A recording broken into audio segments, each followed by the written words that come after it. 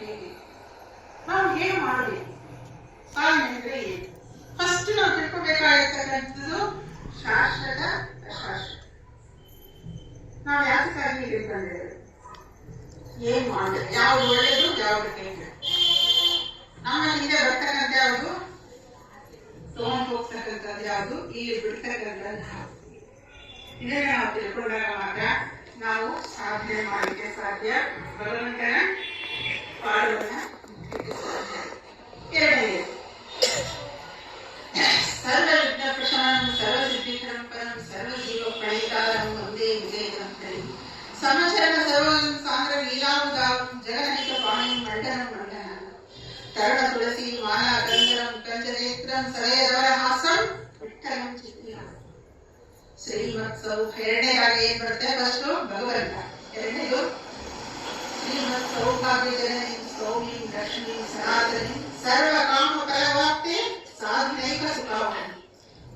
Next ಬರ್ತಕ್ಕಂಥದ್ದು ಬುದ್ಧಿರ್ಧನ ವಿಶ್ವೋದಯ ನಿರ್ಧಯತ್ವಂ ಅರೋಗತಃ ಅಸಾಧ್ಯಂ ವಾಸ್ತುತತ್ವಂಚ ಹನುಮಾನ್ ಸ್ಮರಣಾಗ್ತದೆ.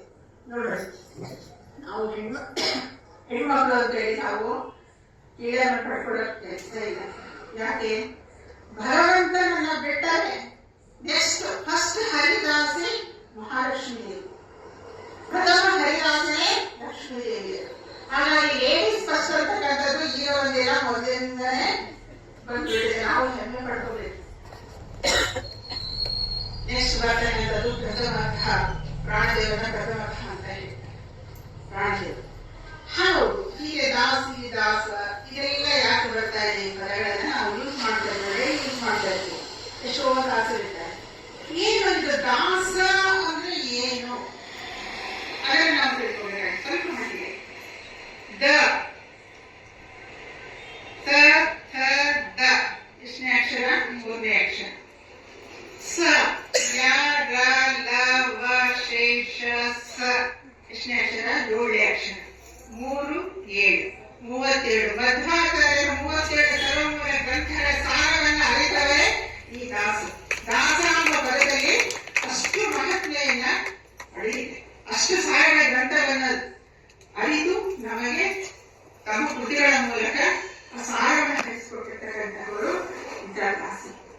ಈ ದಾಸರ ಸೇವೆಯನ್ನು ಮಾಡೋಣ ಎಲ್ಲರೂ ಅಂತ ಹೇಳಿ ಈ ಒಂದು ವೇದಿಕೆಗೆ ನನಗೆ ಆಹ್ವಾನ ಮಾಡಿ ದಾಸರ ಮನೆಯಲ್ಲಿ ಕೂತು 4 ಮಾತು ಹೇಳ್ತಕ್ಕಂತಹ ಸೌಭಾಗ್ಯವನ್ನು ಕಲ್ಪಿಸಿಕೊಟ್ಟಿರ್ತಕ್ಕಂತಹ ಸಮಯ ಜಾಸ್ತಿ ಆಗಿದೆ.